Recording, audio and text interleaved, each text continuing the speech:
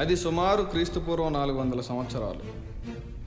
ఎంతోమంది రాజవంశీకులు, అసమర్థ పాలకులు దక్షిణ భారతదేశాన్ని చిన్నా చిద్రం చేశారు. మూర్ఖ పాలన, అరాచకత్వం రాజ్యమేలింది. ప్రజలు ఎన్నో కష్టాలకు, క్షామాలకు గురయ్యారు. శాంతి భద్రతలు లోపించాయి. బ్రతుకే భారంగా మారింది.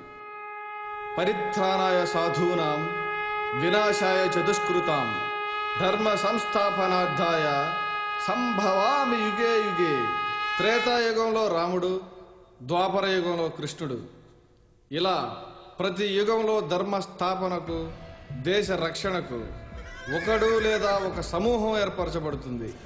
అలా మూర్ఖ పాలనకు చరమగీతం పాడడానికి పుట్టిన కులమే అగ్నికుల క్షత్రియ కులం. భారతదేశంలో చాలా కులాలు వృత్తి ప్రాతిపదికగా ఏర్పరచబడ్డాయి. కానీ అగ్నికుల క్షత్రియ కులం ఆంధ్ర మహాసామ్రాజ్యం అంతిమ దశలో దేశ రక్షణ కోసం ఏర్పరచబడిన కులం.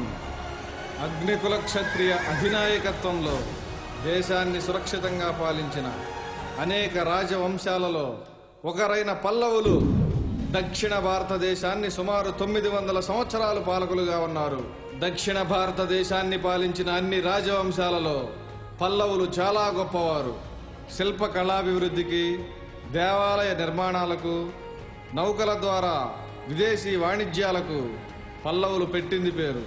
వృత్తి కళలకు, వ్యవసాయానికి, దేశాభివృద్ధికి పాటుపడ్డారు. తీర ప్రాంతంలో పల్లవపురి రాజధానిగా పాలన సాగించారు.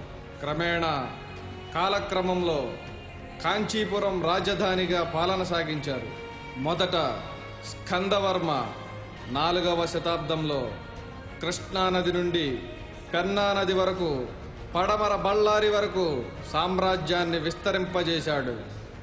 ప్రజలు సుఖశాంతులతో, భోగభాగ్యాలతో విలసిల్లాలని పరితపించి అశ్వమేధ యాగాన్ని జరిపించి రాజులకే రాజుగా కొనియాడబడ్డాడు. క్రీస్తు పూర్వం 350-575 ఈ కాలంలో దాదాపు 16 మంది పల్లవ రాజులు పరిపాలించారు. దేశాన్ని సుభిక్షంగా మార్చారు.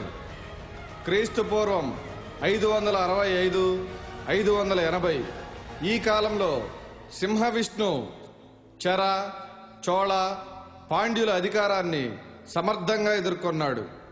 అతని కుమారుడు మహేంద్రవర్మన్ క్రీస్తు పూర్వం 600-630 ఈ కాలంలో కళలకు, సంగీతానికి ప్రాచుర్యం కల్పించాడు. అతని కుమారుడు నరసింహవర్మన్ సింహళ రాజ్యాన్ని తిరిగి సామ్రాజ్యంలో కలిపాడు. అతని బిరుదు మామల్ల అనే పేరు మీదనే తీర ప్రాంతంలో మామల్లపురం అనే నగరం వెలిసింది. అదే ఇప్పటి మహాబలిపురం. ఎంతో ప్రాశస్త్యమైన, అంతర్జాతీయ ఖ్యాతిని గడించిన షోర్ దేవాలయం నేటికి అప్పటి శిల్పకళా నైపుణ్యానికి సజీవ సాక్ష్యాలుగా ఉన్న కట్టడాలు. కాంచీలో అనేక దేవాలయాలను నరసింహవర్మన్ నిర్మించాడు. ప్రపంచానికి ఆత్మరక్షణ కళని నేర్పిన బోధిధర్ముడు పల్లవరాజులలో ప్రశస్తనీయుడు.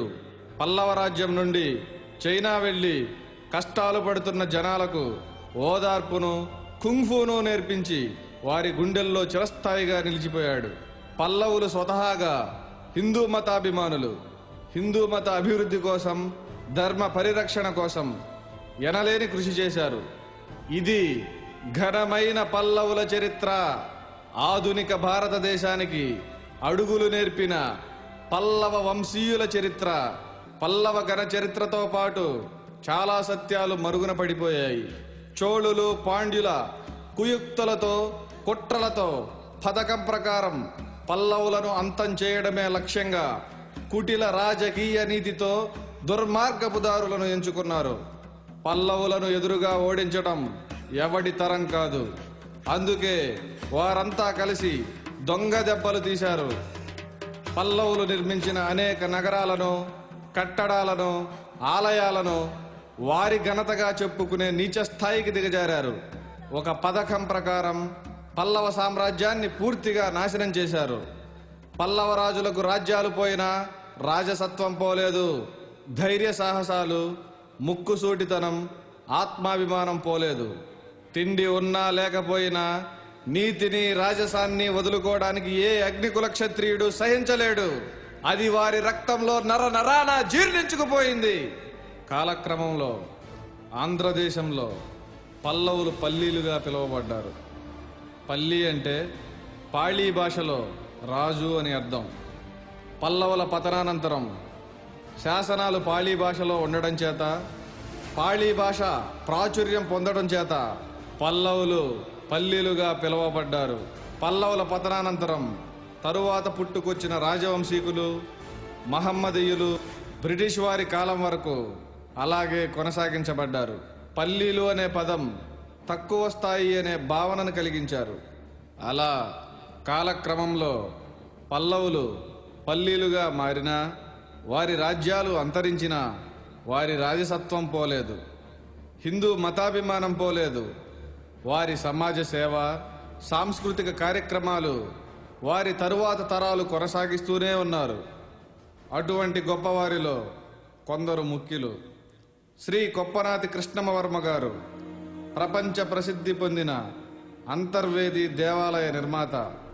అంతర్వేదిలో శ్రీ లక్ష్మీ నరసింహస్వామి వారి దేవాలయాన్ని 1823లో నిర్మించి స్వామివారికి నిత్య ధూప దీప నైవేద్య మరియు కళ్యాణ మహోత్సవాల కొరకు ఎటువంటి లోటు లేకుండా 1800 ఎకరాల భూమిని వజ్ర వైడూర్య రత్న మణిహారాలతో కూడిన ఆభరణాలు సమర్పించి భక్త శిఖామణిగా కీర్తి గడించారు.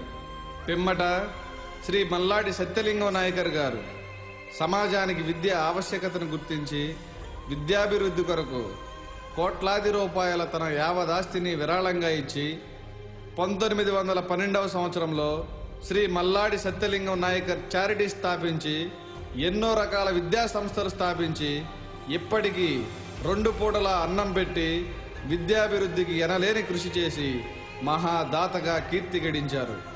అంతర్జాతీయ స్థాయి శాస్త్రవేత్త ఎల్లాప్రగడ సుబ్బారావు విద్యనభ్యసించింది ఎంఎస్ఎన్ చారిటీస్లోనే.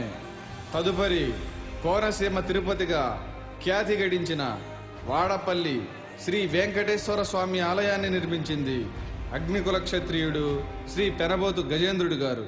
ఇదంతా కొంతవరకే తెలిసిన అగ్నికుల క్షత్రియుల ఘన చరిత్ర కందని సత్యాలు ఎన్నెన్నో. అగ్నికుల క్షత్రియ కులంలో ఇంత గొప్పవారు ఉండి తక్కువగా పల్లీలుగా పిలువబడుతున్నారని గ్రహించిన శ్రీ పొన్నమండ లక్ష్మణస్వామి గారు దేశ విదేశాలు తిరిగి చరిత్ర పరిశోధన చేసి 1901వ సంవత్సరంలో కోరంకి కేంద్రంగా అగ్నికుల క్షత్రియ మహాసంఘాన్ని స్థాపించి అప్పటి పాలకులుగా ఉన్న బ్రిటిష్ వారికి చరిత్రను వివరించి అగ్నికుల క్షత్రియుల వైభవాన్ని, ఔన్నత్యాన్ని